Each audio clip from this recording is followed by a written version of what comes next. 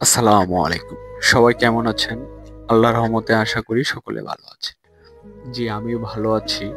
তো আজকে আপনাদের সাথে একটা ভিডিও শেয়ার করব। সেটা হচ্ছে ঢাকা বোট ক্লাব।